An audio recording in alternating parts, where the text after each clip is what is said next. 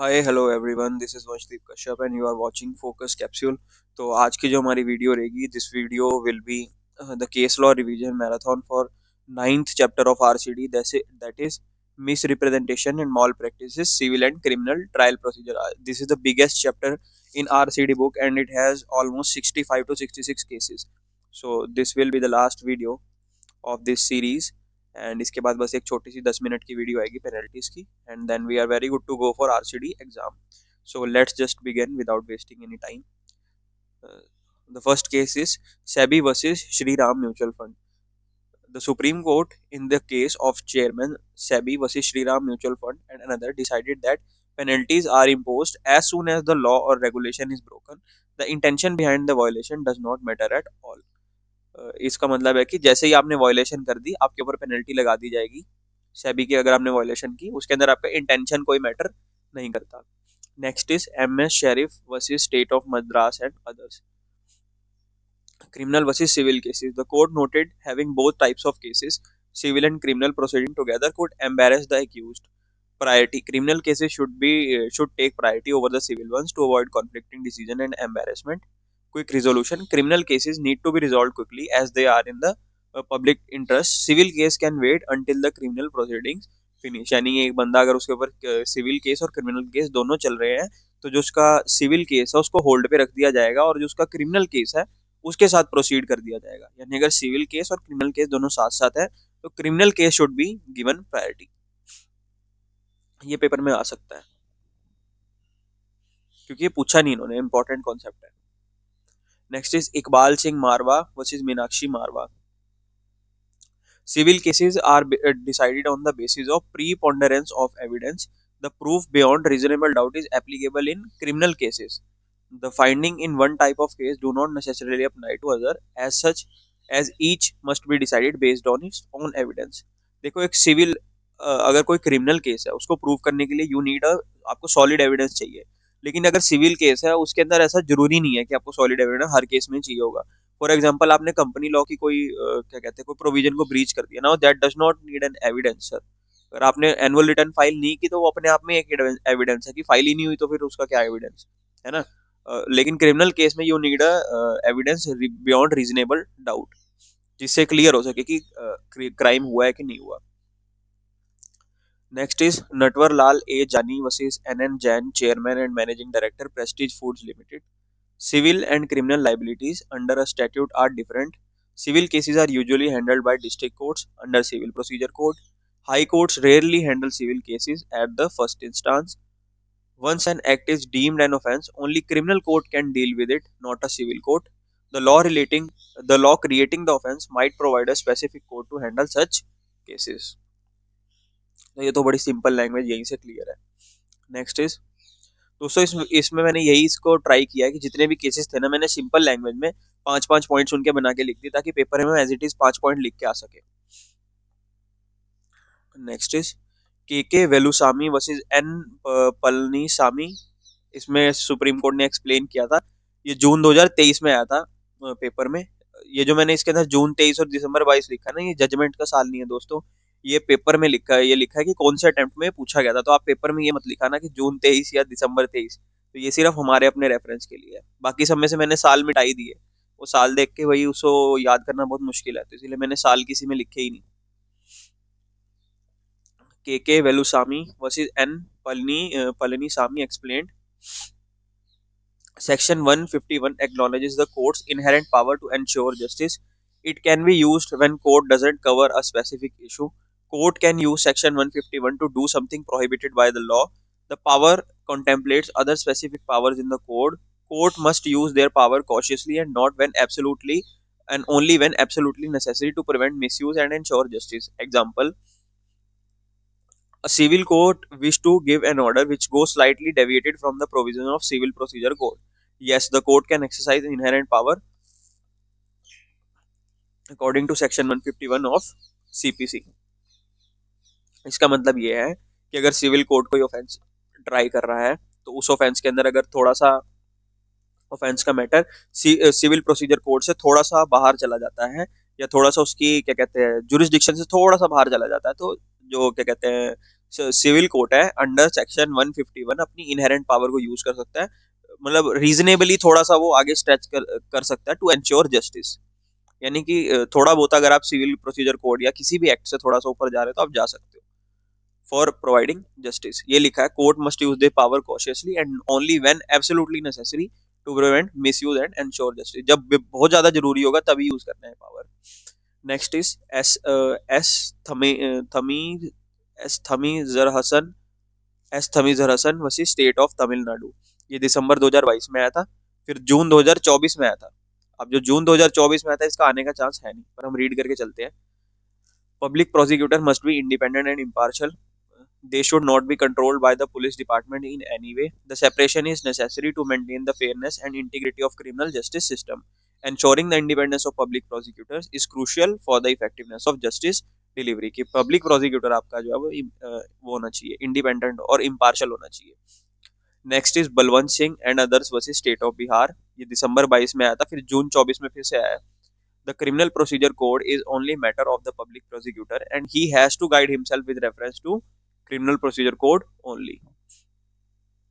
Next is Mukund Kanaiyalal Patel versus Swaroop Shri Yan Private Limited. A director of a company filed an intimation with ROC under section 146 of the act regarding change of registered office of the company, and the Bombay High Court held that a registrar has not taken the record has not taken on record the change. Any service on the changed office does not amount to service as contemplated by law. एक बंदा था, उसने अपनी company का registered office change करना था। उसने अपनी कंपनी का रजिस्टर्ड ऑफिस एक शहर से दूसरे शहर में चेंज कर दिया, और आरओसी ने उसका जो क्या कहते हैं चेंज ऑफ रजिस्टर्ड ऑफिस का था वो उसने रिफ्लेक्ट नहीं किया उसके मास्टर डाटा में, या जहां भी वो कंपनी का डाटा मेंटेन करता है वहां पे उसने उसको रिफ्लेक्ट नहीं किया। तो जो हाई कोर्ट का एक मैटर चल रहा था बॉम्बे में, उसने उसको आरओसी वाले एड्रेस पे ही वो भेज दिया, समन्स भेज दिया, या जो भी उसको सर्विस और डॉक्यूमेंट करना था वो भेज दिया। वो उस तक पहुंचा नहीं। क्यों नहीं पहुंचा? क्योंकि उसका वो नया एड्रेस नहीं था, वो उसका पुराना ही एड्रेस था। तो इस केस में ये मान लिया गया कि अब जो इसमें सर्विस और डॉक्यूमेंट हुआ उसको सर्विस नहीं माना जाएगा, क्योंकि इसमें आरओसी की गलती थी। Next is this gives us the clear impression that service of notice of complainant is very crucial stage which sets the ball in motion। कि जब तक उसको नोटिस ही सर्व नहीं होगा तो केस आगे स्टार्ट कैसे होगा। Next is Bhaskar industries limited versus Bhiwani denim and other apparel and others. देखो सर, ये जो केस है मैंने इसको हाईलाइट इसीलिए किया क्योंकि ये 5 नंबर में बन सकता है। इंस्टीट्यूट 5 5 नंबर वाले केस ज्यादा पकड़ती है, तो इसमें 5 नंबर का पूछ सकते हैं, और ये कभी पूछा नहीं आज से पहले। In simple term supreme court said that the magistrate can allow an accused person in summon cases to not appear in court personally if. ये क्वेश्चन आ सकता है कि ऐसे कौन कौन से केसेस हैं जहां पे जो सुप्रीम कोर्ट है वो एक्यूज्ड को पर्सनली हियर होने से एग्जम्प्ट कर दे। तो इसमें आंसर है the accused is very sick और old. If the accused person is too sick or old to attend the court, the magistrate can allow them to stay at home. The accused lives far away. If the accused lives very far from the court, the magistrate can allow them to not to come court. Other good reasons, if there are other good reasons why accused can't come to court, the magistrate can allow them to stay away. However, the magistrate must be careful and make sure that allowing the accused to stay home, to stay away, won't harm the case. They should also make sure that the accused can still participate in the case even if they are not in the court। तो ये काम जो है आप सिर्फ summon case में कर सकते हो। इसमें ध्यान देने वाली पॉइंट ये है कि ये जो आपका काम हो सकता है this can only be done in summon case, सिर्फ समन केस में हो सकता है।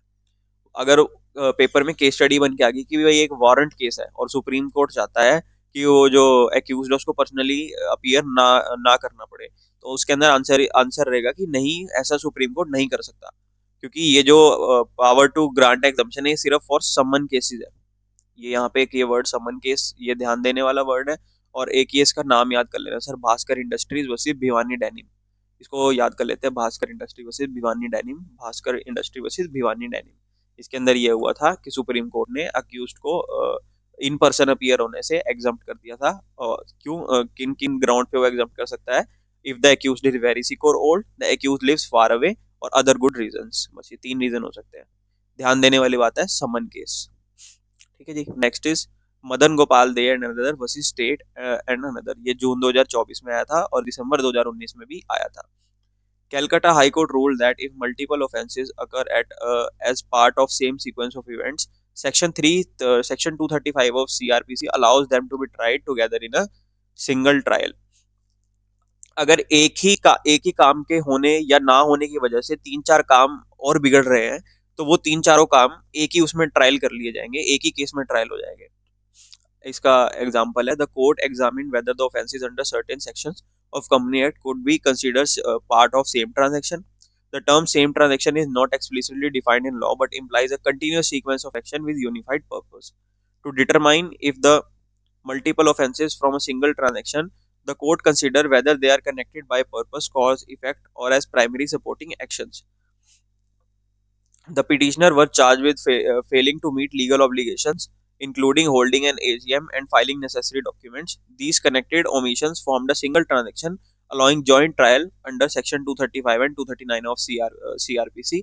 The court upheld the joint trial as lawful. यानी कि इस कंपनी ने एनुअल जनरल मीटिंग अपनी होल्ड नहीं की. अब जब इन्होंने एनुअल जनरल मीटिंग होल्ड नहीं की, तो एनुअल जनरल मीटिंग के आपको 30 दिन के अंदर फाइनेंशियल स्टेटमेंट फाइल करने होते हैं, 60 दिन के अंदर एनुअल रिटर्न फाइल करनी होते हैं. तो अब जब इन्होंने एजीएम नहीं की, तो इन्होंने वो फाइल भी नहीं किए अपने कागज. तो इसके अंदर सुप्रीम क्या कहते हैं, कोलकाता हाई कोर्ट था, उसने ये कहा कि इनको आप सिंगल ट्रायल में ले सकते हो, because these are the transaction arising out of a same transaction. इनका ट्रायल एक साथ हो सकता है, लेकिन इनकी पनिशमेंट एक साथ नहीं मिलेगी. दोस्तों यहाँ पे ध्यान देने वाली बात है, अगर आपने एजीएम का डिफॉल्ट किया है, उसकी अलग से पनिशमेंट दी है कंपनी एक्ट में, और अगर आपने एनुअल रिटर्न फाइल नहीं की, उसकी अलग से पनिशमेंट दी हुई है, और अगर आपने फाइनेंशियल स्टेटमेंट नहीं की, तो उनकी अलग से पनिशमेंट है. Next is Bhaskar industrial limited versus Bhiwani denim. ये ऊपर वाले केस के साथ ही है, इसके साथ ही है. The Supreme Court ruled that while evidence is normally taken in the accused presence, it can also proceed without them if their lawyer is present and they have been granted exemption. The focus should be on ensuring trial progress, and the court can consider the hardship faced by the accused and appearing for every hearing. कि अगर accused का lawyer वहां पे क्या कहते हैं मौजूद है और एक्यूज्ड को आपने एग्जम्पशन दे रखी है, तो द कोर्ट कैन, यहाँ पे ना, the focus should be on ensuring the trial progress and the court can consider the hardship faced by the accused in appearing for every hearing, कि हर हियरिंग में उसको आने की जरूरत फिर नहीं है. Next is Newtech Agro Limited and others versus Chaudhary Mohan Rao and another.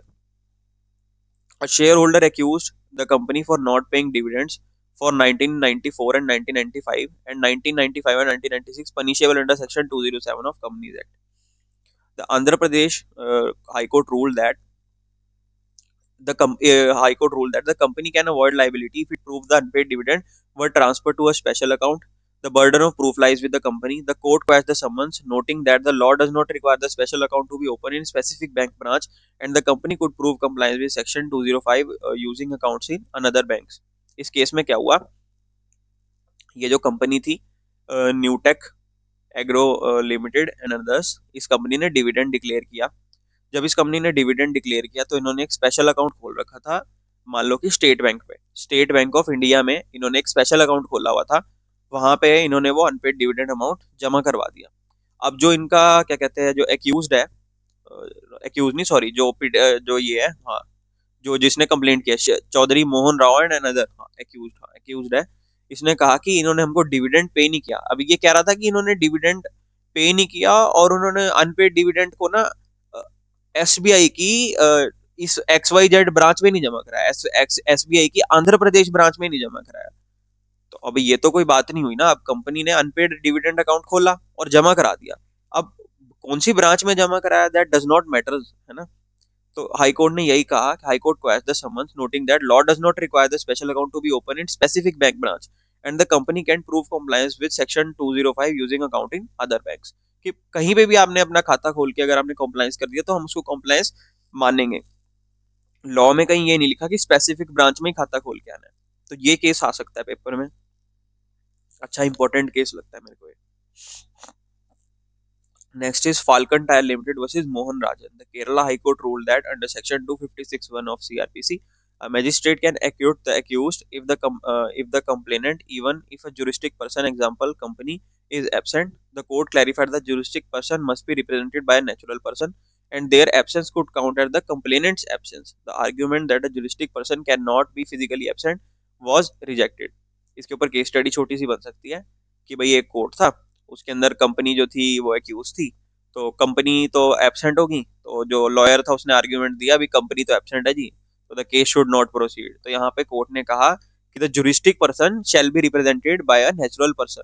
अगर वो नेचुरल पर्सन एब्सेंट है तो हम मान लेंगे कि कंपनी भी एब्सेंट है। तो कंपनी का जितना भी प्रोसीडिंग है that totally depends on the natural person. तो ये यहाँ पे कोर्ट ने कहा था। और उसकी वो जो क्या कहते हैं क्लैरिफिकेशन या आर्ग्यूमेंट था कि कंपनी तो फिजिकली एब्सेंट है तो केस नहीं हो सकता, तो वो उन्होंने उसको खारिज कर दिया। उन्होंने कहा कि अगर आपका बंदा जो था जो उसके बिहाफ पे आ रहा था वो नहीं आया तो हम मान लेंगे कि कंपनी भी नहीं आई। ठीक है जी। Next is associated cement limited versus Keshavanand. दोस्तों अगर आपको ये वीडियो पसंद आ रही है तो इसको प्लीज लाइक करें और चैनल को सब्सक्राइब करें। एंड बस इसके बाद क्योंकि हमारे आरसीडी के पेपर आने में बहुत थोड़ा सा टाइम रह गया, तो बस this will be the last video of this RCD series. इसके बाद हम पेपरों के बाद मिलते हैं दोस्तों। तो प्लीज आप वीडियो को लाइक जरूर करें और चैनल को सब्सक्राइब करें सर। ऐसे इस चैनल के ऊपर आपको क्वालिटी कंटेंट अब आगे लंबे समय तक मिलता रहेगा। Next is Associated Cement Company Limited versus Keshwaran. The Supreme Court held that under Section 256 of CRPC, a magistrate can accused if the complainant fails to appear, even if the complainant is a company represented by someone. This provision protect the accused from harassment due to the complainant's delay. However, the court clarified that it is not mandatory to acute the accused solely because the complainant is absent. The decision depends on case to case circumstances. यानी कि अगर आपका जो मान लो अगर आपकी company है उसको रिप्रेजेंट करने वाला बंदा एब्सेंट है, आप इसी बेस पे उसको एक्यूट नहीं कर सकते कि भाई कंपनी तो एब्सेंट होगी, है ना। ये डिपेंड करता है केस टू केस सर्कमस्टेंसेस के ऊपर। तो ये जो दो केस है ना, ये कट्ठे कट्ठे भी पूछ सकता है आईसीएसआई। आईसीएसआई ना एक छोटा सा मैंने पैटर्न ऑब्जर्व किया कि जो इंस्टीट्यूट है ना हमारा वो इकट्ठे इकट्ठे लाइन में केसेस पूछता है। अब मान लो ऑपरेशन मिसमैनेजमेंट के केस चल रहे हैं ना लाइन में, 3 केस चल रहा है लाइन में, तो उन तीनों पे केस स्टडी बनाएगा सर वो। कल्ला केस वो कम उठाएगा अगर अनलेस वो केस बहुत बड़ा है। छोटे छोटे 3 केसेस इकट्ठे बना के पूछता है। अब ये देखो, ये जून 22 में एक केस पूछा, उसी का साथ में दूसरा केस पूछा, तो ये दो कट्ठे कट्ठे पूछ लिए इन्होंने और ये बन भी रहे थे कट्ठे कट्ठे। तो इसी तरह मेरे को यही लग रहा है कि ये जो फाल्कन टायर लिमिटेड और मोहन राजन वाला केस है और associated cement company limited versus Keshavananda वाला केस है, इनको इंस्टीट्यूट इकट्ठे इकट्ठे पूछ सकता है। तो आप इसको भी ब्लू मार्क कर लो इसको, ये दोनों इकट्ठे इकट्ठे आ सकते हैं सर। दोस्तों इसमें एक छोटी सी हम सिंपल ट्रिक और लगाएंगे, जो हमारे जून 24 में आ चुके हैं ना, उनके ऊपर हम उनको बस रीड करके जाना है, उनके ऊपर ज्यादा ध्यान लगाने की जरूरत नहीं है।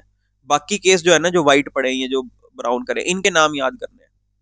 आपको जून 24 में रिसेंटली आया तो मेरे को नहीं लगता आईसीएसआई जल्दी जल्दी पूछेगा उसको, अलग ही कुछ पूछेगा वो। तो इसको मार्क कर लो सर, ब्लू मार्क कर लो इसको। ठीक है जी। Next is K M Mathew versus state of Kerala. It is open to accuse to plead before magistrate the process against him ought not to have been issued, the magistrate may drop the proceeding if he finds consider then no offense or okay okay okay okay okay okay okay okay। इसको मैं आपको फटाफट crux में बताता हूँ।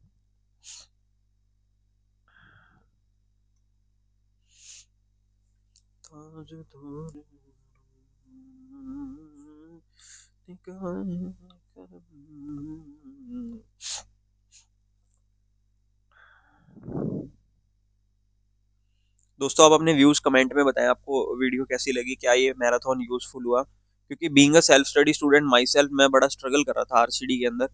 तो I thought इसको कोई टीचर कवर करने वाला है नहीं, तो ये खुद ही करना पड़ेगा।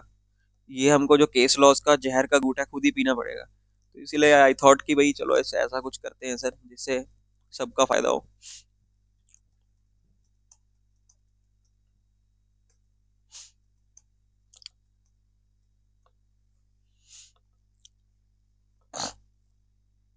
हाँ, इस K M Mathew versus state of Kerala में क्या हुआ, अक्यूज के लिए ओपन है कि वो मैजिस्ट्रेट के सामने प्लीड कर सकते हैं कि जो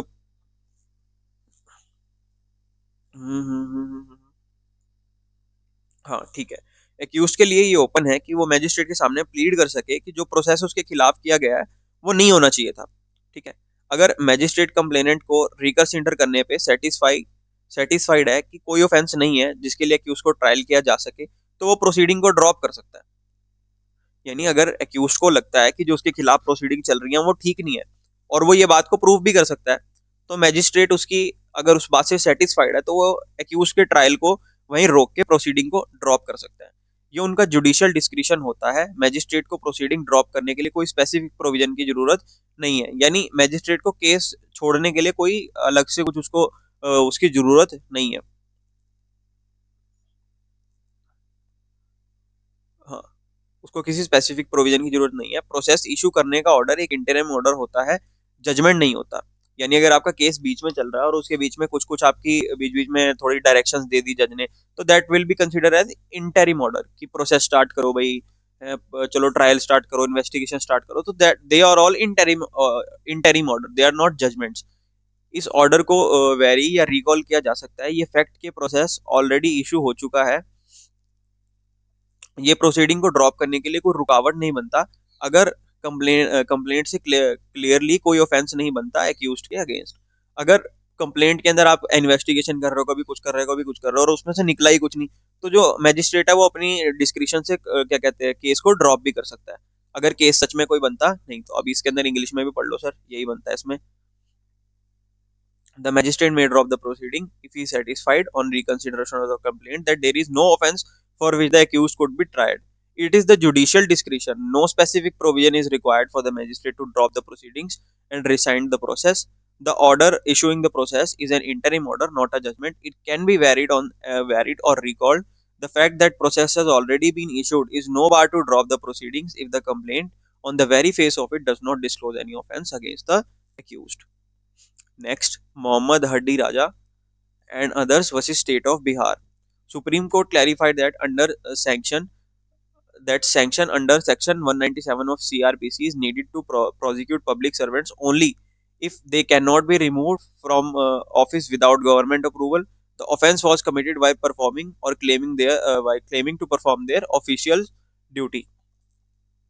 यानी कि पब्लिक सर्वेंट्स को आप तभी प्रोसिक्यूट कर सकते हो अगर तो उनको क्या कहते हैं, they can not be remove from the office without government approval, कि अगर उनको रिमूव करने के लिए गवर्नमेंट का अप्रूवल चाहिए और ऑफेंस जो है उन्होंने अपनी duties perform, official duties perform करते हुए उन्होंने ऑफेंस किया। इसके अंदर ये एस धनोआ वाला केस, ये बड़ा इंपॉर्टेंट केस है। इसके अंदर इन्होंने ना उसकी डेफिनेशन बताई है कि ये जो पब्लिक सर्वेंट है इसकी डेफिनेशन क्या होगी। इसके अंदर पेपर में केस आया था कि एक सरकारी कंपनी है और उस सरकारी कंपनी में एक एम्प्लॉई है। ठीक है, अब उसके खिलाफ एक प्रोसिक्यूशन चल रही है। तो उस सरकारी कंपनी के एम्प्लॉय ने ये बात आर्ग्यू की है कि भाई मैं तो एक पब्लिक सर्वेंट हूँ, तो I can not be prosecuted. ठीक है, you need a government approval. तो उसके अंदर उस केस में ये था कि आप तो सरकारी कंपनी के एम्प्लॉय हो। देखो, सरकारी company is a separate legal entity, आप सरकार के एम्प्लॉय नहीं हो। तो वहां पे एस धनोआ वाले केस में ये जजमेंट दी गई थी कि सरकारी कंपनी का एम्प्लॉय इज नॉट सरकारी एम्प्लॉय, कि गवर्नमेंट कंपनी या किसी भी गवर्नमेंट के एसोसिएशन का कोई भी एम्प्लॉय हो, that is not deemed as government employ.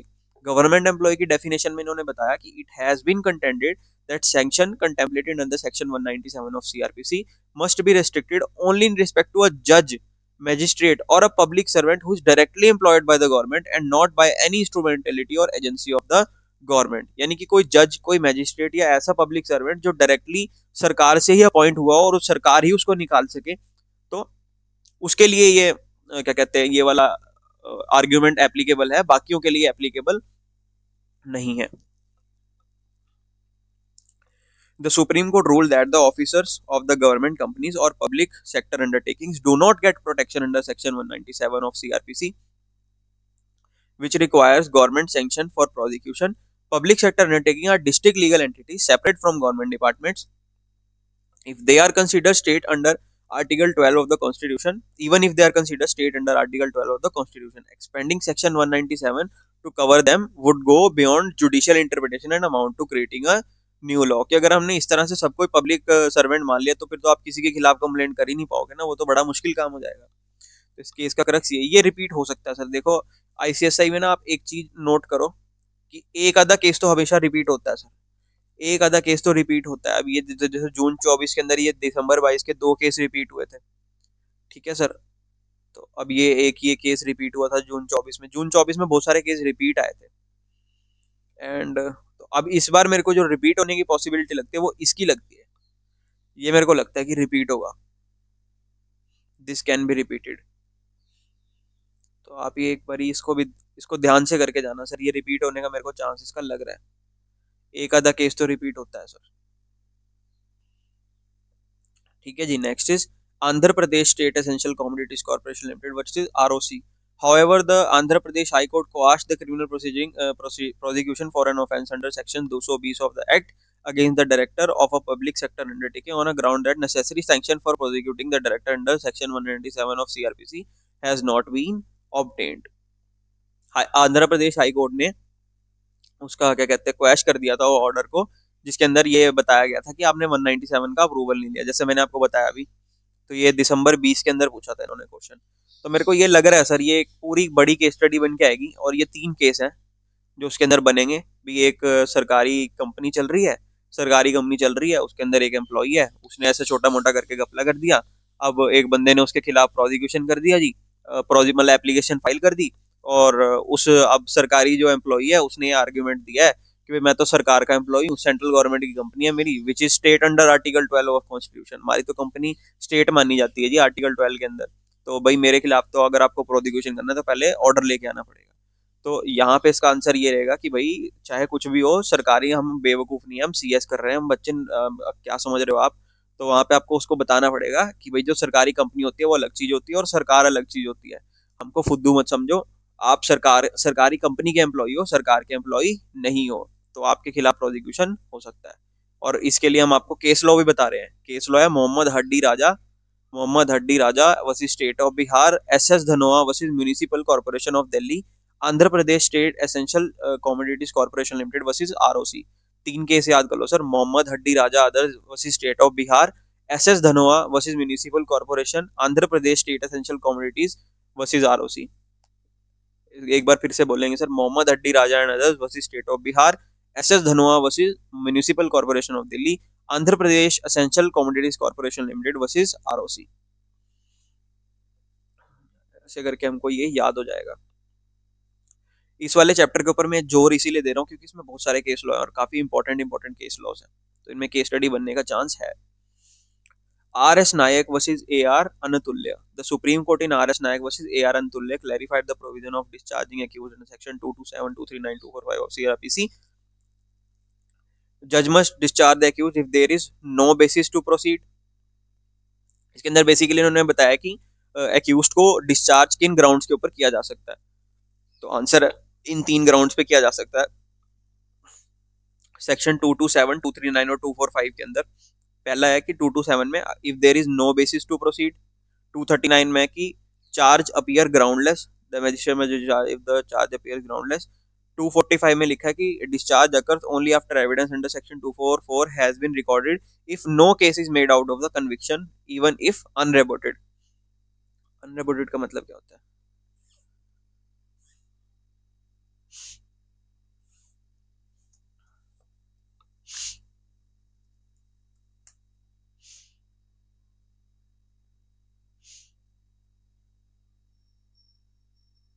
हाँ, जिसे चैलेंज नहीं किया जा सकता, जिसे चैलेंज नहीं किया गया, ठीक है जी।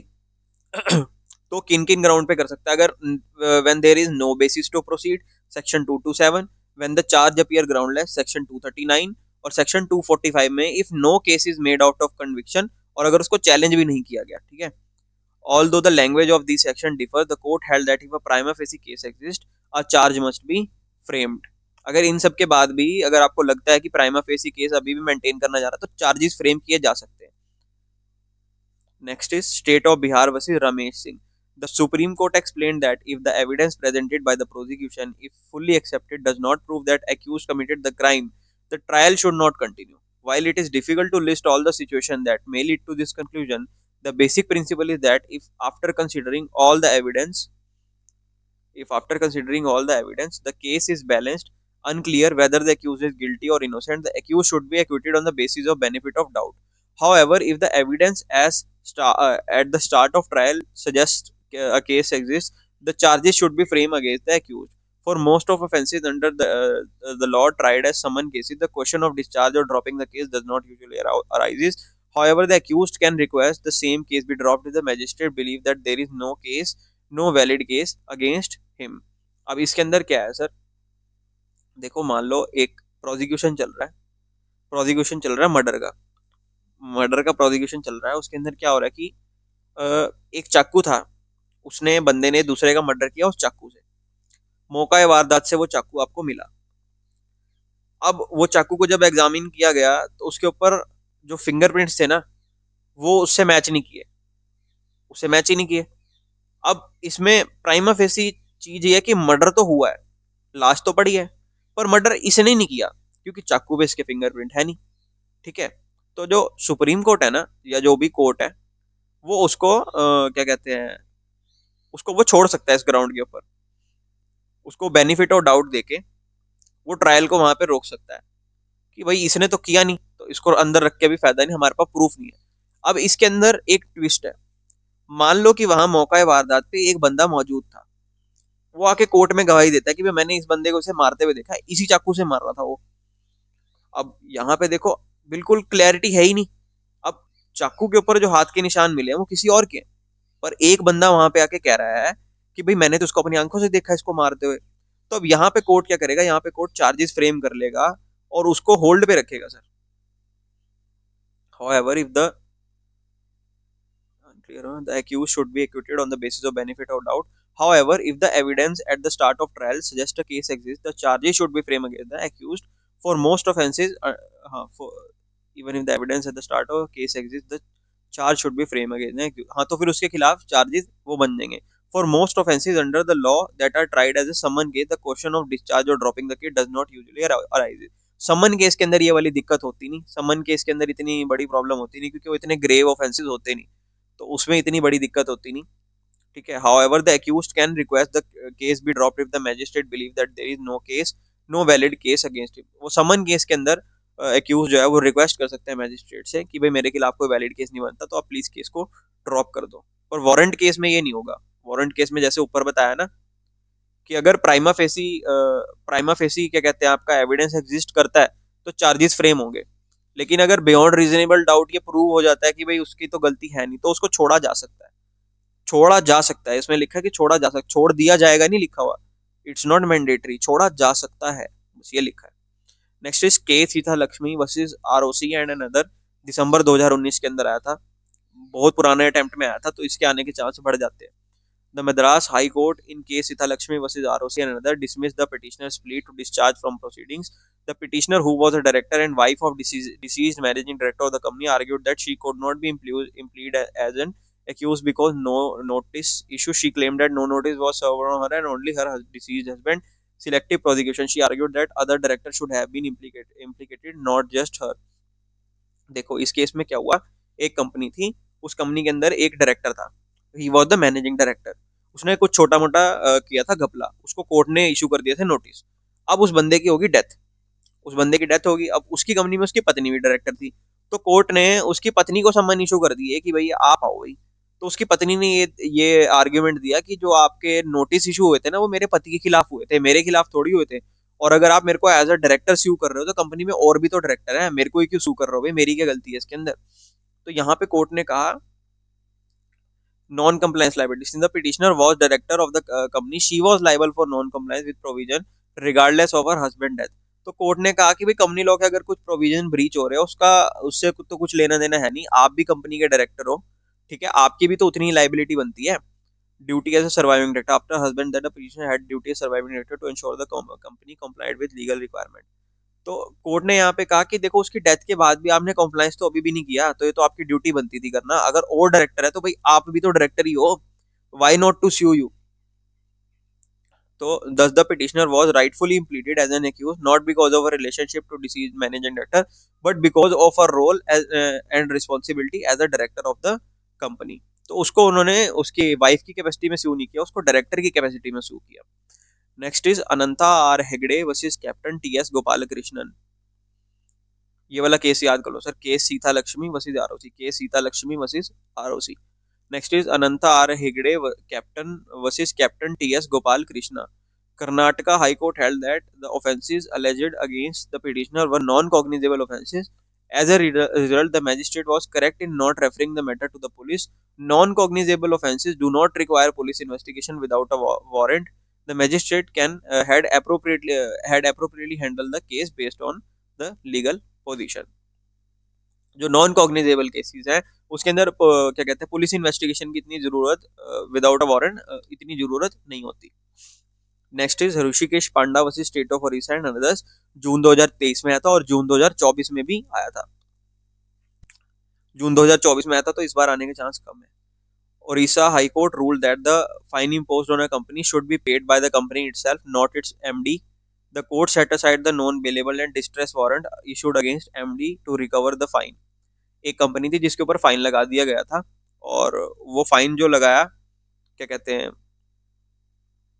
स्टेट ऑफ ओडिशा, हाँ वो फाइन जो लगा था वो उसके एमडी के खिलाफ लगा दिया था। और क्योंकि एमडी ने जो है फाइन पे नहीं किया तो उसके खिलाफ क्या कहते हैं वारंट्स इशू कर दिए गए थे कि भाई इसने फाइन पे नहीं किया।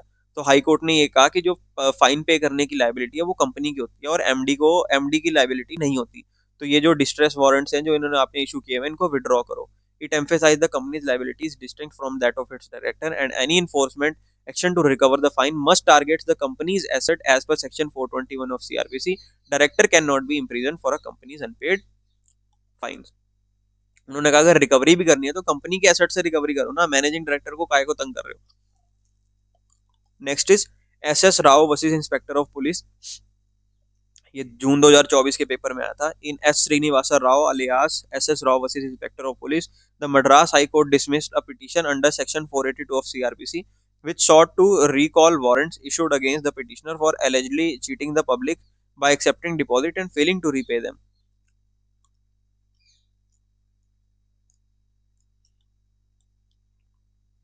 The court ruled that it was irrelevant whether the petitioner was a director of the company or its group company. The charge of criminal conspiracy could involve anyone, not necessarily a director. And there was evidence showing that a company was diverted to other company where the petitioner was a director. The court declined to lift the corporate wheel. In this case, however, the petition was allowed to approach the additional chief metropolitan magistrate under section 72 of CRPC to seek recall the warrant. मैं आपको crux में समझाता हूँ।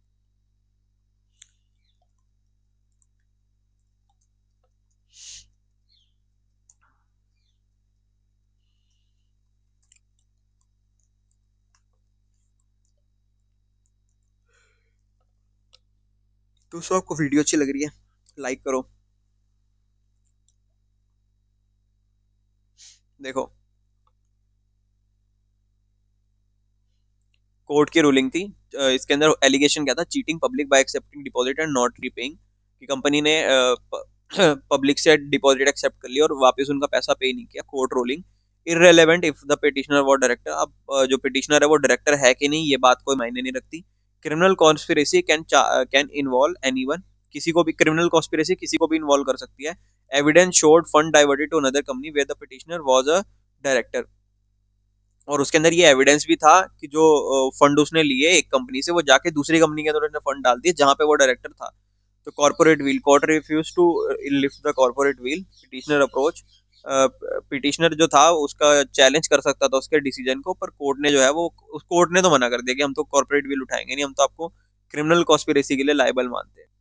Next is Bharat plywood and timber product private limited and other versus ROC and another. ये जून 2019 में आया था और जून 2022 में आया था। ये जो केस था ना इसके अंदर क्या था कि ये वाला केस था, इसमें एक बंदे ने पब्लिक डिपॉजिट ले रहा था, उसके लिए उसने पहले एडवर्टीजमेंट इशू नहीं की, फिर उसने क्या कहते हैं उसके लिए लिक्विडिटी मेंटेन करनी होती है वो नहीं की, और तीसरा उसने ना जो डिपॉजिट लिए वो स्पेसिफाइड लिमिट से ज्यादा डिपॉजिट ले लिए थे। इस केस का मैं आपको फटाफट से बता रहा हूँ। तो उसने स्पेसिफाइड लिमिट से ज्यादा डिपॉजिट ले लिए थे। तो इसके अंदर पिटिशनर ने कहा कि भाई जो मैंने एडवर्टीजमेंट इशू नहीं की और लिक्विडिटी ने मेंटेन की वो अलग बात है, और जो मैंने जरूरत से ज्यादा ले लिए वो उसी का पार्ट है। तो मेरे को तीसरे वाले के लिए मेरे को लाइबल ना ठहराया जाए, मेरे को सिर्फ 2 की सजा होनी चाहिए, 3 की सजा नहीं होनी चाहिए। तो यहाँ पे कोर्ट ने कहा यार पागल बना रहा है क्या, हमको बेवकूफ समझ रहा है क्या भाई। हम CS करके आ रहे हैं यार, ऐसे थोड़ी होता है। तो उसके अंदर उसने कहा कि तीनों के ही आपको पेनल्टी देनी पड़ेगी, आप ये नहीं कह सकते कि आपने स्पेसिफाइड लिमिट से ज्यादा ले लिया तो ये उसी ट्रांजेक्शन का पार्ट था। उसने कहा ये तीनों ही क्या कहते हैं, अलग अलग ट्रांजेक्शन हैं, और इसके अंदर आप सेक्शन 300 वाली जो है वो नहीं क्लेम कर सकते। देखो मैं आपको यहाँ पे दिखाता हूँ कि इसके अंदर Bharat plywood timber product private limited and other versus ROC and another. अब देखो RCD के ना लास्ट अटेम्प्ट चल रहे हैं, लास्ट के अटेम्प्ट में ना रिपीट क्वेश्चन आने की उम्मीद बढ़ जाती है, क्योंकि ICSI के पास पिछले 10 अटेम्प्ट के पेपर हैं, और ये RCD का उससे पहले पेपर था नहीं, ये इन्हीं 10 ही अटेम्प्ट है टोटल RCD के, इससे ज्यादा इसके अटेम्प्ट हुए नहीं। तो ये जो पुराने अटेम्प्ट का एक क्वेश्चन है ना जून 19 का, ये सबसे पहले अटेम्प्ट में आया था, उसके बाद ये जून 22 में आया था। तो इस बार इसके आने की उम्मीद फिर से बढ़ जाती है। तो इसका नाम याद कर लेना sir, Bharat plywood and timber product limited versus ROC। इसमें क्या था, person can not be tried for an offence they have already been acquitted or convicted by the competent court on the same facts. For section 300 to apply, the prior and subsequent prosecution must be for the same offense or arising out of same facts. यानी कि अगर किसी ने एक ही जुर्म किया है तो उसकी उसको दोबारा से सजा नहीं मिल सकती एक ही जुर्म की। तो इस केस के फैक्ट्स थे, complaints were filed against the company and its director for failing to comply with advertisement conditions, failing to maintain liquidity of assets, accepting deposit beyond specified limits. Petitioner argued that the third complaint should be quashed under section 300 of CRPC as it was for the same offense. वो कह रहा है एक ही तो बात है, अब जब मैंने एक्सेप्ट क्या कहते हैं, जब मैं डिपॉजिट ले रहा था मैंने एडवर्टीजमेंट ही नहीं दी, ठीक है, जब मैंने लिक्विडिटी मेंटेन ही की तो क्या हो गया, अगर मैंने थोड़े ज्यादा ले लिए तो एक ही तो बात हुई। तो यहाँ पे कोर्ट कहता है कि ऐसा नहीं है प्यारे, तो भैया शाणा मत बन। The High Court determined if subsequent trial was based on the same facts as previous case, it was found that evidence for third complaint for non-repayment of deposit within 30 days different from the previous case। वो कह रहे हैं आपने एक तो specified limit से ज्यादा ले लिए, ठीक है, और उसके बाद आपने उसको 30 दिन में रीपे भी नहीं करा, तो फिर ये तो भैया आपका अलग अलग मैटर हो गया ना, different from the previous case. Therefore, section 300 did not bar the present prosecution as the facts were not same। वो कह रहे हैं एडवर्टीजमेंट इशू नहीं की वो अलग बात है, ठीक है, आपने लिक्विडिटी मेंटेन किया अलग बात है। अब आपने एक तो पहले ले लिए डिपॉजिट ज्यादा, फिर रीपे भी नहीं किया, अब जो रीपेमेंट का डिफॉल्ट है ये एक ही चीज थोड़ी हुई, ये तो अलग बात हुई ना।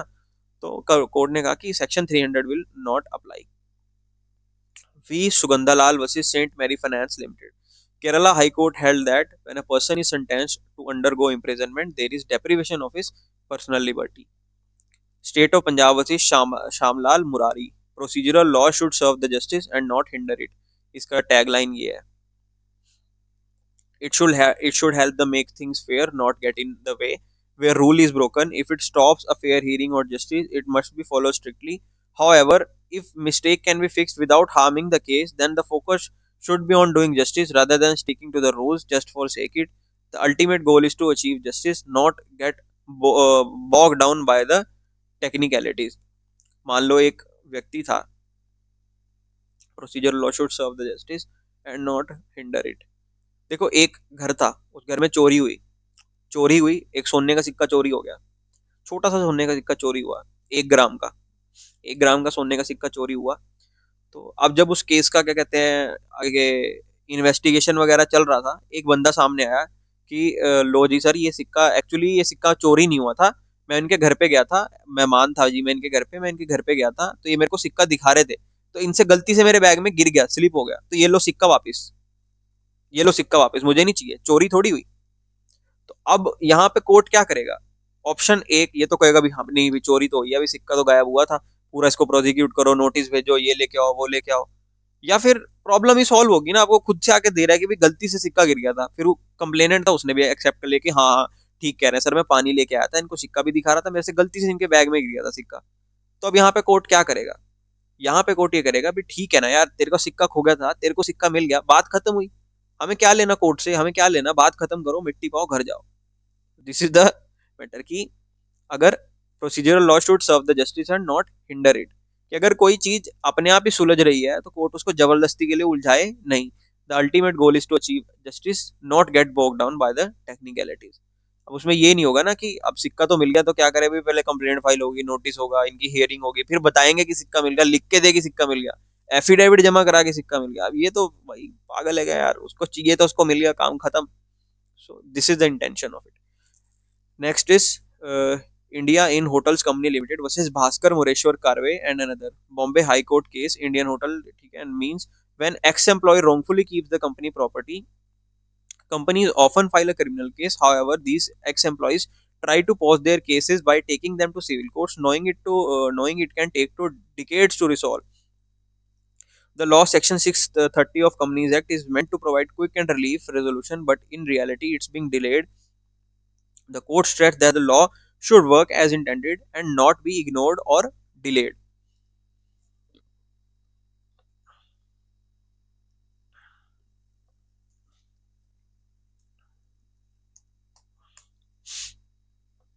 एक बार इसको देख लेते हैं।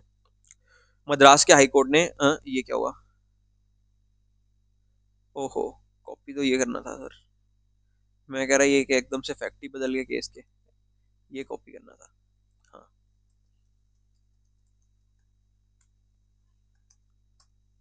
अब ठीक है। जब एक्स एम्प्लॉय कंपनी का प्रॉपर्टी गलत तरीके से रखते हैं तो कंपनीज क्रिमिनल केस फाइल करती है, लेकिन ये एक्स एम्प्लॉयज इन केस को सिविल कोर्ट में जाके रोकने की कोशिश करते हैं, क्योंकि सिविल कोर्ट में केसेस सॉल्व होने में कई बार डिकेड्स लग जाते हैं। तो सेक्शन 630 ऑफ कंपनीज एक्ट, ये कंपनीज एक्ट 1956 की बात कर रहा है, का पर्पस क्विक और इफेक्टिव रेजोल्यूशन प्रोवाइड करना है, लेकिन असलियत में ये डिले हो रहा है। कोर्ट ने स्ट्रेस किया कि लॉ को इंटेंडेड तरीके से काम करना चाहिए, और ना इग्नोर होना चाहिए, ना ही डिले होना चाहिए। कि अगर कोई लॉ आपको रिलीफ प्रोवाइड करने के लिए बनाया गया है तो उसको उसी इंटेंडेड तरीके से काम करना चाहिए, उसमें डिले नहीं होना चाहिए, कोर्ट ने इसमें कहा। इतना इंपॉर्टेंट केस नहीं है। Kanti Bhadra Shah versus state of West Bengal, दिसंबर 2023। The Supreme Court said that the detailed order are not needed at every stage of criminal justice, like when issuing processes, remanding the accused of framing charges at the stage of framing charges. Only a basic case needs to be shown without giving a detailed reason. इसके अंदर ये है कि supreme court को ना, मान लो कोई case चल रहा है, तो उस केस के अंदर काफी कुछ हो रहा है, कभी उसके अंदर इंटरनल ऑर्डर आ रहा है, कभी कुछ हो रहा है, कभी फ्रेम चार्ज हो रहे हैं, तो उसमें ये कहा कि हर एक के ऊपर ना डिटेल्ड वो देने की जरूरत नहीं है, डिटेल ऑर्डर हर स्टेज पे देने की जरूरत नहीं है। ठीक है, मान लो चार्जेस फ्रेम हो रहे हैं तो उसमें basic case needs to be shown without giving a detail reason. For cases not based on a police report, the magistrate must provide reason in writing.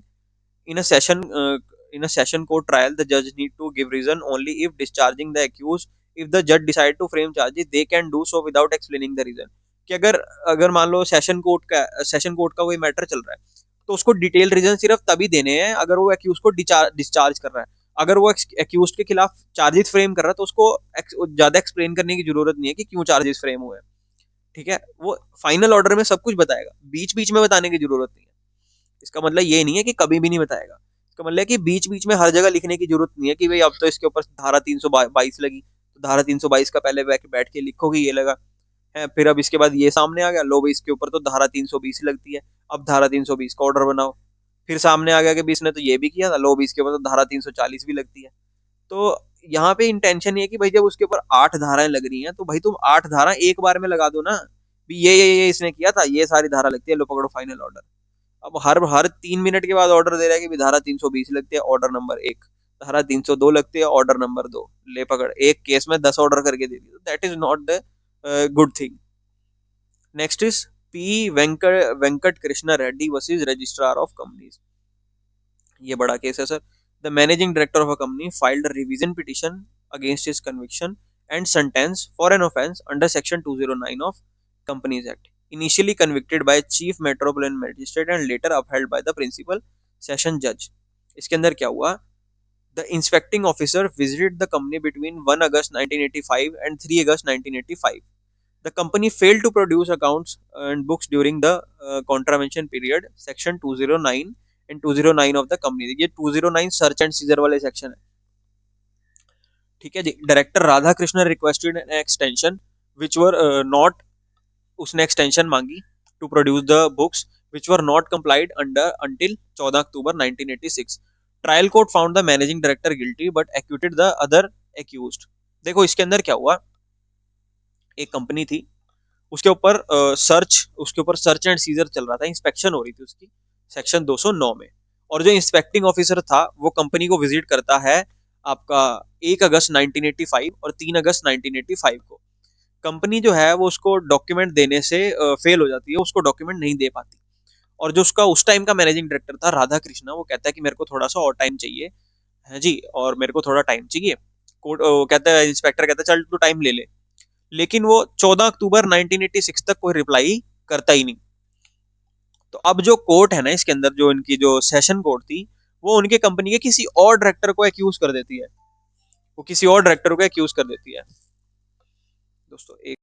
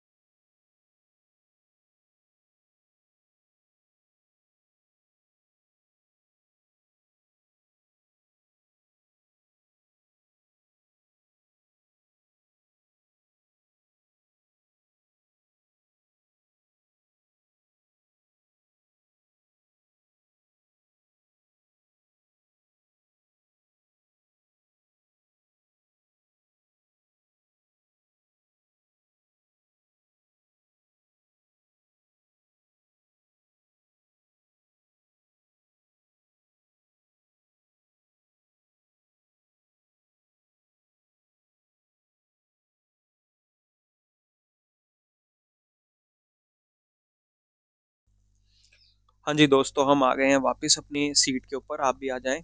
बीच बीच में छोटे छोटे ब्रेक लेने पड़ते हैं। KitKat break. किटकैट खाने गया था दोस्तों में। अब हम बात कर रहे थे केस की। हाँ, तो इसमें शुरू से मैं आपको बताता हूँ। एक कंपनी थी जिसके खिलाफ इंस्पेक्शन इंक्वायरी चल रही थी। ठीक है जी। इंस्पेक्टर ने उस कंपनी को विजिट किया 1 अगस्त 1985 से 3 अगस्त 1985 के बीच में। और कंपनी उसको अपनी जो बुक्स थी प्रोड्यूस करने, वो नहीं कर पाई, और उसने कॉन्ट्रावीन कर दिया सेक्शन 209। उसमें एक जो डायरेक्टर था राधा कृष्णा, उसने कहा कि भाई हमको थोड़ा टाइम चाहिए बुक दिखाने के लिए। और उसने टाइम मांग लिया, और 14 अक्टूबर 1986 तक कोई रिप्लाई नहीं किया, 1 साल तक कोई रिप्लाई नहीं किया बंदे ने। ठीक है, अब ट्रायल कोर्ट ने उस मैनेजिंग डायरेक्टर राधा कृष्णा को गिल्टी पाया, पर दूसरे डायरेक्टर को सजा दे दी। भाई ये क्या बात हुई। और जो प्रिंसिपल सेशन जज था, उसने ट्रायल कोर्ट के डिसीजन को यस भी कहा, कहा भाई ठीक बात है भाई। अब इस केस में बाद में पता चला कि the prosecution was claimed to be an error of law disregarding company law provision. The inspector did not properly inquire the company. Adequate cause was shown for non-production of books due to death of director Radha Krishna. ये जो राधा कृष्णा था, इसने से date मांगी कि भाई हम थोड़ा आपको टाइम चाहिए डॉक्यूमेंट प्रोड्यूस करने के लिए। डेट मांगी, 1 साल तक रिप्लाई नहीं किया, पता चला इसकी डेथ ही होगी।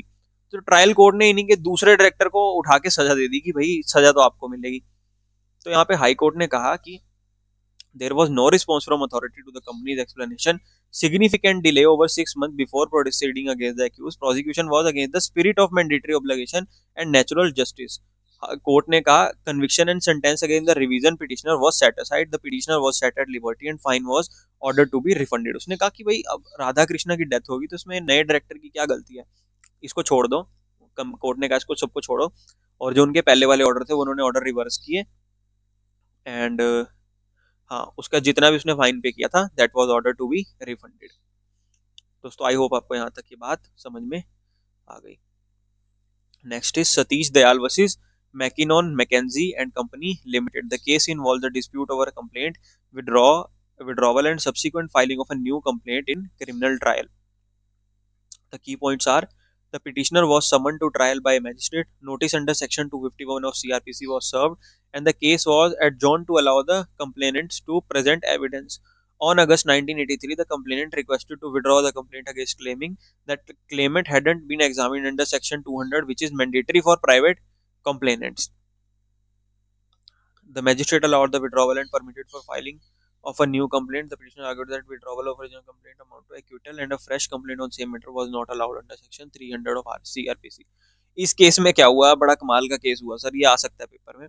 सतीश दयाल वर्सेस मैकिनॉन मैकेजी, इसको याद कर लो। एक पिटिशनर था जी, उसको मैजिस्ट्रेट ने क्या कहते हैं ट्रायल के लिए समन किया। ठीक है, उसको सेक्शन 251 में नोटिस भेजा गया। और केस को एडजॉर्न कर दिया गया, ठीक है, कि कंप्लेंट जो है वो एविडेंस लेके आएगा। 5 अगस्त 1983 को जो कंप्लेनेंट था उसने ना कंप्लेंट विड्रॉ करने की एप्लीकेशन डाल दी, मेरी कंप्लेंट तो विड्रॉ करो जी, और मैजिस्ट्रेट ने अप्रूव कर दी कि चल तेरी कंप्लेंट विड्रॉ कर दी। अब ये बंदा, इसकी फिर जाके उससे लड़ाई बढ़ गई किसी से, इसने आके दोबारा उसी केस की दोबारा से कंप्लेंट फाइल कर दी। अब उसी केस की दोबारा कंप्लेंट फाइल कर दी। तो इसके अंदर जो नीचे आके, हाँ, द पिटिशनर आर्ग्यूड दैट, फिर पिटिशनर ने आर्ग्यू किया कि अब जो ये कंप्लेंट फाइल हुई है ना, देखो ओरिजिनल कंप्लेंट विड्रॉ हो गई थी, ओरिजिनल कंप्लेंट वाज विड्रॉड, तो अब ये जो दोबारा कंप्लेंट फाइल हुई ना अंडर सेक्शन 300, एक ही ऑफेंस जो किया है उसको कोर्ट दो बार ट्रायल नहीं कर सकता। अगर एक ही सेक्शन 300 ऑफ सीआरपीसी क्या कहता है कि अगर आपने एक ऑफेंस कर दिया उसके आपको दो बार सजा नहीं मिल सकती। तो इसके अंदर क्वेश्चन ये है कि मेरा एक केस बनता था जो कि विड्रॉ हो गया था, अब उसी केस के उसी फैक्ट पे दोबारा से कंप्लेंट हो रही है, क्योंकि ओरिजिनल केस तो विड्रॉ हो गया था, तो नए केस पे तो कंप्लेंट बननी ही नहीं चाहिए। तो यहाँ पे कोर्ट ने कहा the petitioner argued the withdrawal has not been, no notice was given to him, which violated the principle of fair trial.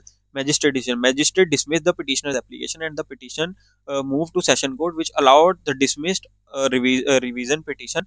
High Court ruling. High Court found that magistrate had erred in allowing the withdrawal of complaint and filing a fresh one without following proper legal procedure. देखो, अगर आपको कोई complaint withdraw करनी है उसके कुछ grounds होते हैं, सीआरपीसी में हमको कुछ ग्राउंड्स बताए गए हैं, उन्हीं ग्राउंड्स के ऊपर मैजिस्ट्रेट को अगर ये ठीक लगता है, अगर वो सेटिस्फाइड होता है, तभी वो कर सकता है उसको विड्रॉ। अपनी मर्जी से ऐसे नहीं वो कर सकता, रीजनेबल ग्राउंड्स के ऊपर ही कर सकता है।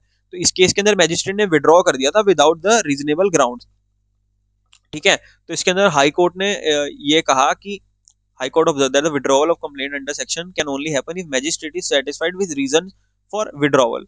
The court noted that order of withdrawal of the original complaint was legally flawed, कि उसमें भाई आपने लीगली प्रोसीजर ही फॉलो नहीं किया, आपने तो ऐसी उसको आपने कंप्लेंट विड्रॉ कर दिया, तो आपने लीगल प्रोसीजर ही फॉलो नहीं किया। Magistrate could not allow a fresh complaint without proper examination of the complaint. अब दोबारा से उसने उस कंप्लेंट को एक्सेप्ट भी कर लिया, भाई तुमने फिर लीगल प्रोसीजर नहीं फॉलो किया, भाई तुम चेक तो करोगे ये जो कंप्लेंट आ रही है ठीक भी आ रही है कि नहीं आ रही। तो आपने फिर से उसी कंप्लेंट को खुद ही विड्रॉ करके बेमतलब से उसको खुद ही एक्सेप्ट कर रहे हो। तो यहाँ पे मैजिस्ट्रेट वाला जो ये तो आपका छोटे कोर्ट वाला बंदा था, छोटे कोर्ट वाला जज था, ये बिल्कुल मतलब इसको अकल थी ही नहीं। It was highlighted the principle of autrefois acquit not being tried for same offense twice under section 3 was not applicable because previous order of withdrawal was not valid acquittal। आपका केस विड्रॉ हुआ है, आपका acquittal withdraw नहीं हुआ, ये नहीं साबित हुआ कि आपको सजा मिली कि नहीं। अगर आपको एक चीज की सजा मिली है तो दोबारा से सजा नहीं मिल सकती, लेकिन अगर आपका केस ही नहीं चला तो दोबारा केस तो चल सकता भाई साहब। तो यहाँ पे यही हुआ कि सेक्शन 300 एप्लीकेबल नहीं था। The High Court ruled that petitioner must go through the trial process again as earlier proceedings was flawed but not enough to bar the further legal action। कि अब जो नई कंप्लेंट फाइल हुई है इसके अंदर प्रॉपर ट्रायल प्रोसीजर इसका होना चाहिए, ठीक है जी, और दोबारा से सारी प्रोसीडिंग शुरू की जाए। Court must follow the proper, इसके अंदर lessons, court must follow proper legal procedure when handling complaints and withdrawal in criminal cases. A magistrate must ensure that the complainant is properly examined and the accused is given a chance to be heard before making decision on complaint withdrawal. A dismissal of complaint does not necessary means acquittal, especially if withdrawal process is not done according to law। Next is Iqbal Singh Marwa versus Meenakshi Marwa and another context. The Supreme Court addressed the interpretation of Section 195 of CRPC, which deal with the prosecution of individual involved in forgery and used a forged document in court। Court के अंदर किसी ने forge document यानी कि forge यानी कि जाली कागज प्रस्तुत कर दिया था। The court ruling the five judge bench of the Supreme Court held that the enlarged interpretation of Section 195(b)(2), which would bar the prosecution for forgery until the document is produced in court or is prone to misuse। इसमें supreme court के 5 जजेस ने ये वो कहा कि forgery वाले को ना हम तब तक वो क्या कहते हैं पनिश नहीं करेंगे जब तक वो कोर्ट में प्रोड्यूस नहीं हुआ या फिर उससे कुछ मिसयूज नहीं हुआ, ठीक है। concern. The court expressed concern that individuals involved in forgery could potentially delay their prosecution by using forged document in the court proceeding. This could allow them to avoid prosecution by delaying the trial indefinitely, and the case would depend on whether the court where the forged document is submitted to take action। Conclusion: the court warned that such an interpretation would be harmful to broader public interest as it could lead to delay in injustice and allow offender to escape prosecution। तो यहाँ पे ना supreme court के 5 जज bench ने decision दिया था कि देखो जब तक आपका फोर्स डॉक्यूमेंट कोर्ट में नहीं आ जाता या जब तक उससे मिसयूज नहीं हो जाता तब तक हम प्रोसिक्यूशन को चलने देंगे। अब भाई फिर उसके बाद सुप्रीम कोर्ट ने कहा कि ये क्या बात हुई यार, अगर ऐसे करने लग गए तो फिर तो लोग यही करने लग जाएंगे ना, पहले फोर्स डॉक्यूमेंट लाई जाएंगे, केस को डिले करी जाएंगे, केस तो आपका फिर आगे खत्म ही नहीं होगा। तो उन्होंने कहा कि for public interest this is not good. Next is Iqbal Singh Marwah and Meenakshi Marwah, ये इसी का वो है extended. The Supreme Court observed that the judicial notice can be taken from the fact that courts are generally reluctant to direct the filing of criminal complaint. This means the court are cautious and rarely adopt this course of action, highlighting the difficulty and reluctance in initiating criminal proceeding based on solely on the use of forged document is in ongoing litigation. मैं आपको इसका समझा देता हूँ एक बारी फिर से क्रक्स में। दोस्तों हमारे मॉड्यूल की लैंग्वेज ना थोड़ी सी ट्रिकी है हमारे मॉड्यूल की लैंग्वेज। सुप्रीम कोर्ट ने ऑब्जर्व किया कि जुडिशियल नोटिस लिया जा सकता है इस बात का कि कोर्ट्स जनरली रिलेक्वेंट होते हैं क्रिमिनल फाइल। रिलेक्वेंट क्या होता है भाई दोस्तों, अगर कोई वर्ड मीनिंग समझ नहीं आया उसको फटाफट चेक कर लेना चाहिए। एआई के बाद तो बहुत चीजें आसान हो गई हैं। रिलेक्वेंट का मतलब है झिझकना, झिझकना यानी कि थोड़ा सा वो करना, अनिच्छुक होना, इच्छा प्रकट ना करना।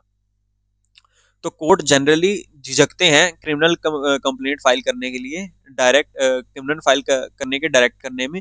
इसका मतलब है कि कोर्ट्स कॉशियस होते हैं और रेयरली ये एक्शन अडॉप्ट करते हैं कि जो दिखता है कि फोर डॉक्यूमेंट के यूज के बेसिस पे ऑनगोइंग लिटिगेशन में क्रिमिनल प्रोसीडिंग इनिशिएट करना कितना मुश्किल और रिलेक्वेंट होता है। देखो कोर्ट क्या है ना, जल्दी जल्दी क्रिमिनल प्रोसीडिंग को एक्सेप्ट नहीं करते। मान लो कोई क्रिमिनल केस आया ना तो वो जल्दी जल्दी एक्सेप्ट होता नहीं, उस पर डेट पे डेट आती है। अब कोर्ट इसमें ना झिझकता है, ये बात देखता है कि जो इन्होंने डॉक्यूमेंट प्रोड्यूस किया वो असली डॉक्यूमेंट है भी कि नहीं। तो कोर्ट थोड़ा सा झिझकता है इनके डॉक्यूमेंट्स पे बिलीव करने के लिए, बस इसके अंदर यही लिखा हुआ है। Next is Sachidanand Singh versus state of Bihar. The inquiry under Section 340 of CRPC is meant to find out any crime related to administration of justice happened with a document produced in a court or given as evidence there. The crime must have happened while the document was under the court control. इसके अंदर ये था कि अगर किसी ने forge document submit किया है और वो कोर्ट के अंदर वो डॉक्यूमेंट सबमिट हो चुका है एज एविडेंस, तो जो क्राइम है ना वो उस ड्यूरेशन में होना चाहिए जब वो डॉक्यूमेंट कोर्ट में सबमिट हुआ हुआ था। ठीक है जी। Main decision, if someone forged a document outside the court and before it was brought to court it is not considered a crime affecting the administration of justice। कि अगर किसी ने कोर्ट के बाहर कोई डॉक्यूमेंट फोर्ज किया और वो कोर्ट में प्रेजेंट ही नहीं हुआ तो उसका तो कोई लेना देना नहीं हुआ ना, उससे तो कुछ प्रोसीडिंग्स पे कोई फर्क पड़ा ही नहीं, उससे तो कोई प्रोसीडिंग्स पे फर्क पड़ा ही नहीं। It is not considered a crime affecting the administration of justice because it later becomes the part of court record. Hence, the restriction in section 195 1b2 of the code does not apply to forgery done before the document is submitted to the court। यानी कि जब तक आपका forge document court में submit नहीं होगा तब तक गुनाह नहीं है। Next is main point. Section 340 के तहत प्रिलिमिनरी इंक्वायरी का मतलब ये है, ये जांचना है कि किसी डॉक्यूमेंट के साथ ऐसा क्राइम हुआ है जो जस्टिस को अफेक्ट करता हो। ये क्राइम तब होना चाहिए जब डॉक्यूमेंट कोर्ट के कंट्रोल में हो। सुप्रीम कोर्ट ने कहा अगर किसी ने कोर्ट के बाहर और कोर्ट में सबमिट करने से पहले डॉक्यूमेंट फोर्ज किया है तो उसको जस्टिस को अफेक्ट करने वाला क्राइम नहीं माना जाएगा। इसलिए सेक्शन 195 1b2 की रेस्ट्रिक्शन ऐसे केसेस पर अप्लाई नहीं होती जहां फोर्जरी डॉक्यूमेंट कोर्ट में लाने से पहले हुई हो। ठीक है जी, मैंने यहाँ पे इसका हिंदी में भी बीच में ये लिखा हुआ है अनुवाद। Next is Bhaskar industry limited versus Bhiwani denim. ये ऊपर वाले के साथ ही आ गया हमारा भास्कर इंडस्ट्री व भिवानी डेनिम के साथ। ये किस चीज का केस था एक बार दोबारा देख लेते हैं। भास्कर इंडस्ट्री भिवानी डेनिम,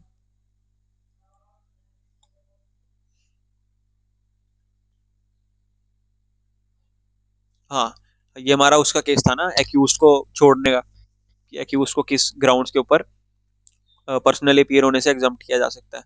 इसका आगे एक्सटेंडेड वर्जन ही आ गया।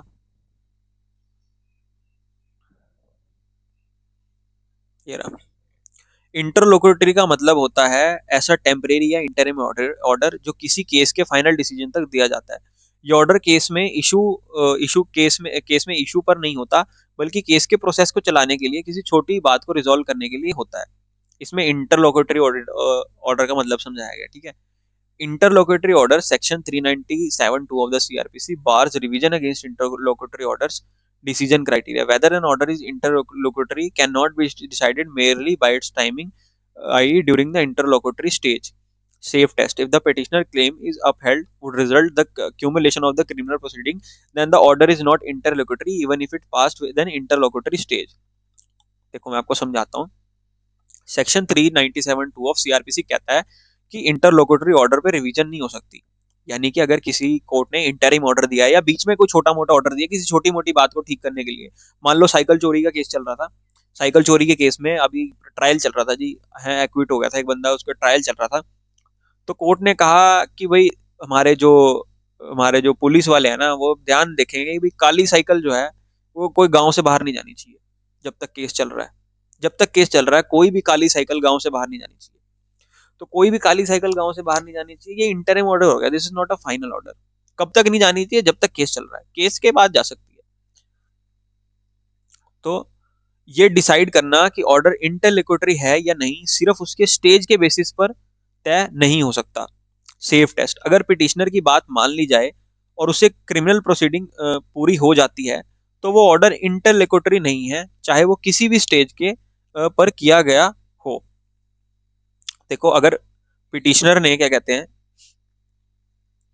अगर पिटिशनर ने कोई ऐसा क्लेम कर दिया जिससे हमारी जो प्रोसीडिंग्स थी वो पूरी होगी, तो इंटरलोक्यूटरी ऑर्डर जो है फिर वो फाइनल माना जाएगा, वो इंटरलोक्यूटरी नहीं माना जाएगा। साइकिल चोरी के केस में एक बंदा पिटिशनर जो था वो आया, कहता भी मेरी साइकिल मुझे मिल गई है, मेरी साइकिल मुझे मिल गई है। तो अब कोर्ट कहेगा भी जो काली साइकिल है जो बाहर जाने के लिए मना की गई थी ना उसको बंद करो, ठीक है, साइकिल इसको मिल गया, केस हुआ बंद। तो इंटरलोक्यूटरी ऑर्डर को फाइनल ही मान लिया जाएगा, ठीक है जी। Next is Ram Narang versus Ramesh Narang and others. Issue. The case examines the validity of interim order passed by the Delhi High Court staying the operation of conviction under section 389 of Criminal Procedure Code and it affects on disqualification of individual to hold the position of managing director or WTD of the company under provision of the Companies Act 1956. ये बड़ा case है sir, इसको मैं एक बारी ध्यान से पढ़ के चलते हैं। 1 आवर की होगी वीडियो।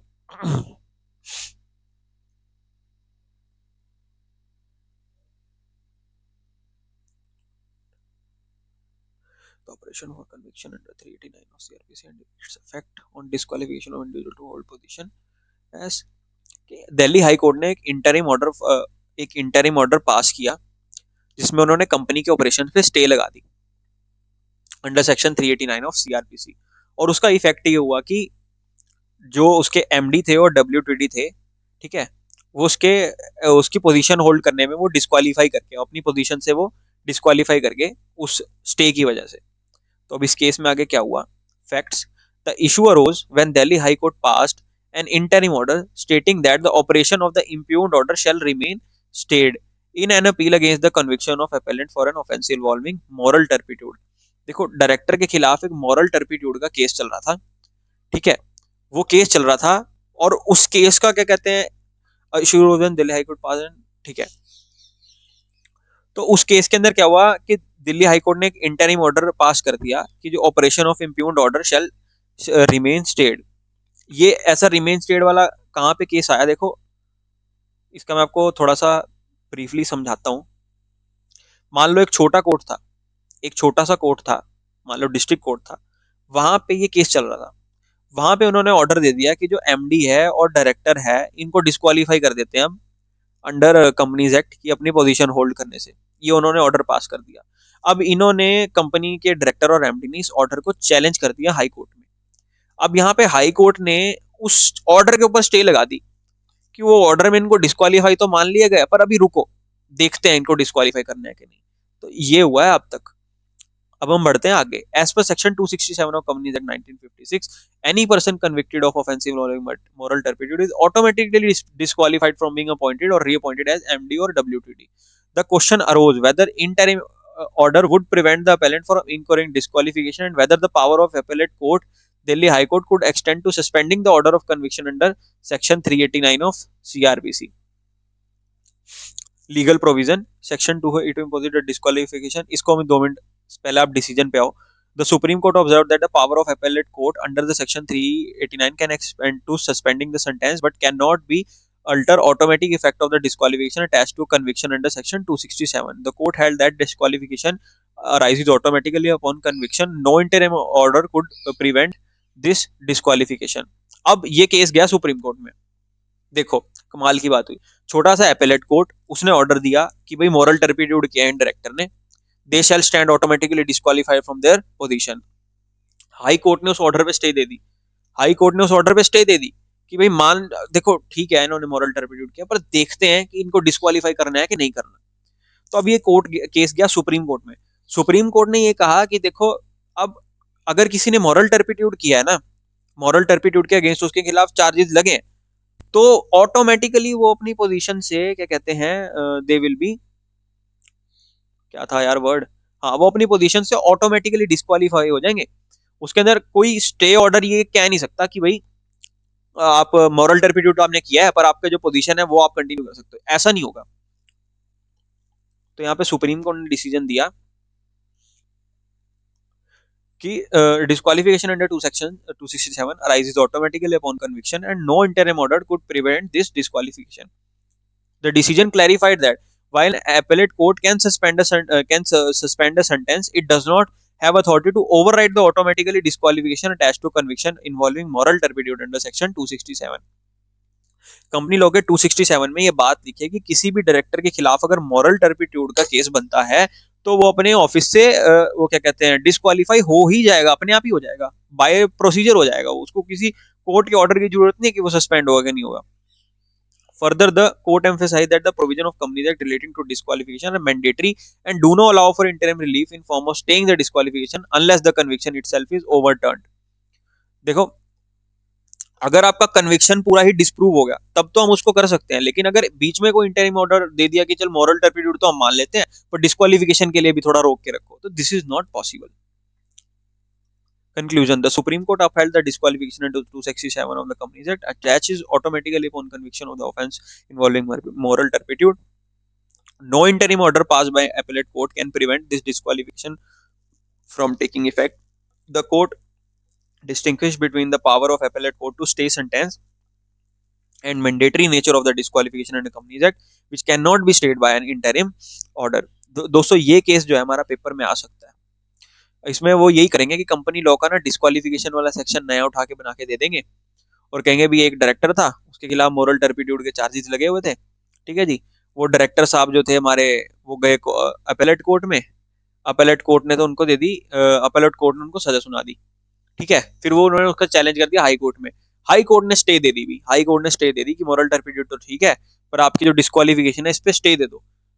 तो अब क्या ये इनकी स्टे जस्टिफाइड है या नहीं, तो इसके अंदर हम लिखेंगे in the case of Ram Narang versus Ramesh Narang supreme court held that the stay क्या कहते हैं the disqualification from the office of director under section 267 of the companies act is automatically and by procedurally is mandatory in companies act. ठीक है. any stay order, any interim order cannot dismiss the requirement of disqualification of directors. ठीक है. unless the क्या कहते हैं unless the contrary is absolutely proven, कि अगर उनका moral turpitude पूरी तरह से ही प्रूव हो जाता है कि भाई इन्होंने कुछ नहीं किया था, ठीक है, इनको ग्रीन चिट मिल गई, तब तो उनकी डिस्क्वालिफिकेशन माफ होगी. लेकिन जब तक मॉरल टर्पिट्यूड के उनके ऊपर चार्जेस बने हुए हैं तब तक उनकी डिस्क्वालिफिकेशन रहेगी. तो दोस्तों ये इस फैक्ट के केस के फैक्ट्स थे और ये था. इसमें ना ये जो सेक्शन 267 है ये अपना नया वाला इसके अंदर लिख लेते हैं डिस्क्वालिफिकेशन वाला, ये नया वाला लिख के आना पड़ेगा हमको. वो केस जो बना के देगा ना पेपर में वो नए एक्ट के अंदर देखा है बना के देगा, तभी तो उलझेगा ना बच्चा. सर मैं आपको इसका सेक्शन एक बार बता देता हूँ. 164 यहाँ लिख लो, 164 यहाँ पे लिख लो सर. 164 में केस बन के आएगा सेक्शन 164 में, 164 ऑफ कंपनीज एक्ट 2013. ठीक है सर. 164 में आएगा ये काम. ये 164 में ग्राउंड्स दिए हुए हैं ना किस किस पे डिस्क्वालीफाई हो जाएगा, तो यहाँ पे हम इसको इंक्लूड कर लेंगे। आगे बढ़े दोस्तों, आपको वीडियो अच्छी लग रही है तो प्लीज वीडियो को लाइक करो, चैनल को सब्सक्राइब करो सर। अभी ये जो रामनारंग का केस था इसमें कुछ एडिशनल ऑब्जर्वेशंस भी हुई थी। An interesting observation by the Supreme Court was that the appellant in this case did not come to court with clean hands. This referred to the principle that party approaching the court for relief must do so in good faith without any fraudulent or dishonest conduct. The appellant's conduct in civil proceeding was scrutinized by the court. The court observed that the appellant was not entitled to any relief due to their unclean hands. देखो, आपके खिलाफ moral turpitude लगा और आप जाके उसको challenge कर रहे हो। अब जब आप उसको चैलेंज कर रहे हो तो आपको पता तो होना चाहिए कि भैया आपने गुनाह किया है कि नहीं किया। अगर आपके खुद के मन में खोट है, आपने कुछ ना कुछ ऐसा उल्टा सीधा काम किया है, उसके बाद आप डिसीजन को क्या कहते हैं उसके खिलाफ अपील डाल रहे हो, तो आपको जो रिलीफ है वो ग्रांट नहीं किया जाएगा। ये इसके अंदर ये बात बड़ी जरूरी है। Court held that the appellant in this case did not come to court with clean hands, कि जो छोटा अपेलेट कोर्ट था ना, अपेलेट कोर्ट में वहां पे प्रूव हो चुका था कि जो ये बंदा है इसने कुछ ना कुछ गलत हरकत की है, इसने कुछ ना कुछ उल्टा कांड किया है जिससे मॉरल टर्पिट्यूड का इसके खिलाफ लगा है। ठीक है, तो हाई कोर्ट ने यही कहा कि अगर आपका अपेलेंट क्लीन हैंड्स के साथ आ रहा है तब तो हम उसको गुड फेथ में आगे प्रोसीड करने से बचा सकते हैं, लेकिन अगर ये पहले ही प्रूव हो चुका है कि जो ये बंदा था इसने गड़बड़ की है, तो फिर आप उसको इंटरिम रिलीफ काय को दे रहे हो, है ना। वेदर इंटरिम रिलीफ स्टे और conviction can be granted to avoid disqualification under 267 of the Companies Act, whether the appellant approach the court with clean hands. Conclusion: the Supreme Court ruled that the appellant did not approach the court with clean hands, and the interim stay did not extend to the disqualification under Section 267. Litigants must be transparent when seeking relief from the court. अगर आपको court से relief चाहिए तो आपको अपने आप को सुधारना पड़ेगा। ए मूर्ख, अपनी छवि सुधार। जिसकी छवि सुधरी हुई है वही जो है कोर्ट के अंदर आ सकता है, जिसकी छवि बिगड़ी हुई है वो कोर्ट में नहीं आ सकता।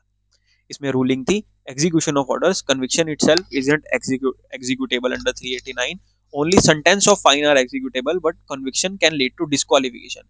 Clean hand. The appellant sought an interim stay to avoid disqualification but did not inform the Delhi High Court of his intention. The court ruled that litigant must be honest and transparent with the court. अभी इसने appellate court के खिलाफ जब appeal file की Delhi high court में, तो उसने वहां बताया नहीं कि मेरे खिलाफ ऑलरेडी वो प्रूव हो चुका है। ठीक है, disqualification in 267, the court held that disqualification is automatically upon conviction and interim stay did not suspend it. Appellant's court rule: the appellant must disclose their intention to avoid disqualification to appellate court for proper consideration. तो दोस्तों ये case बड़ा important है। Ram Narang versus Ramesh Narang, Rama Narang versus Ramesh Narang, interim relief का इतना बड़ा case है दोस्तों। देखो आने का चांस इसका बनता है, इतनी बड़ी केस स्टडी है, बनती है सर, इतने इस पे जेन्युइन क्वेश्चन बनता है और डिफिकल्ट क्वेश्चन बनता है, तो आपको उसका आंसर पता रहेगा कि जो डिस्क्वालिफिकेशन होता है वो ऑटोमेटिक होता है under companies act. Interim order से उसको डिस्क्वालिफिकेशन को स्टे आप नहीं कर सकते, जिसका आंसर ये रहेगा। नेक्स्ट इज धीरू भाई H Ambani versus Sonia Shetty and another. Whether Dhiru Bhai H. Ambani, an executive chairman of Reliance Petroleum, should accept the service of someone for the company. The Madhya Pradesh High Court held that Dhiru H. Ambani, being the executive chairman of Reliance Petroleum Limited, should not object to the service of someone on the companies through him. The court emphasized that as the prominent businessman, he should respect the legal process, as complying with the someone would enhance his stature as a law-abiding citizen. क्या बात है sir. इसमें क्या हुआ कि धीरू भाई अंबानी उसको ना सम्मन इशू कर दिए गए। अब धीरू भाई अंबानी का टेंशन था कि भाई मैं धीरू भाई अंबानी मैं कोर्ट जाऊंगा, मेरी तो बेइज्जती हो जाएगी यार। मैं धीरू भाई अंबानी कोर्ट जाऊंगा, मेरी तो बेइज्जती हो जाएगी। यहाँ पे कोर्ट ने कहा कि अगर आप कोर्ट जाएंगे समन्स के ऊपर तो आपकी बेइज्जती नहीं होगी, आपकी इज्जत बढ़ जाएगी, सब कहेंगे कि लॉ अबाइडिंग सिटीजन है। पर सच्चाई हम सबको पता है, धीरू भाई अंबानी काहे को कोर्ट जाएगा यार। वही उसके मन में है कि मैं क्यों कोर्ट जाऊंगा यार, किसी को भेज देता हूँ। तो conclusion stressed that by obeying the court's legal process, Dhiru Bhai Ambani's reputation would not suffer, but instead would have been elevated. The court also noted that justice delayed is justice denied, and highlighted how individual influence corporate position sometimes attempt to delay or struggle the legal proceeding at any cost. अब जब आपके paper के अंदर question बन के आए, उसके अंदर वर्ड लिखा हो justice delayed is justice denied, जहां पे ये वर्ड लिखा हो या कुछ लिखा हो कि X Y Z is a big businessman, उसके खिलाफ सम्मन हो, उसने आने से मना कर दिया, तो आप वहां पे अंबानी को याद करेंगे सर। कहेंगे कि धीरू भाई अंबानी के खिलाफ समन हुए थे, धीरू भाई अंबानी कहता मैं धीरू भाई अंबानी मैं कोर्ट जाऊंगा, मैं मेरी तो बेइज्जती हो जाएगी। तो कोर्ट कहता तुम्हारी बेइज्जती नहीं होगी, तुम्हारी इज्जत बढ़ जाएगी। तो यहाँ पे आपको हाईलाइट करके आना, justice delayed is justice denied. और इसमें how individuals in influential corporate position sometimes attempt to delay or struggle legal proceedings at any cost. UP Pollution Control Board versus Mohan Mekins and another issue. The case addresses the issue of delay in trial proceedings, whether it is necessary for courts to write delayed orders at each stage of trial. दोस्तों कितने case रह गए हमारे? 65 है, पता नहीं 66 है, थोड़े से रह गए बस, थोड़े से रह गए बस।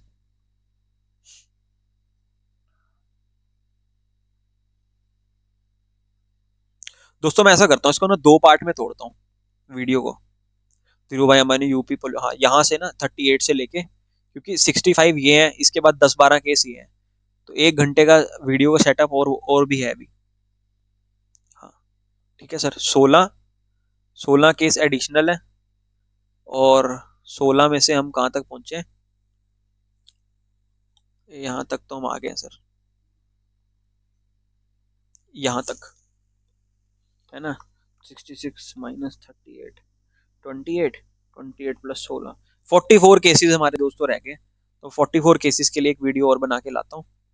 मैं छोटी छोटी वीडियो इसीलिए बना रहा हूँ, देखो छोटी छोटी वीडियोस कवर करना आसान है, बड़ा मैराथन लगाना बड़ा मुश्किल है यार, 8-8 घंटा बैठना ना, इट्स वेरी वेरी डिफिकल्ट।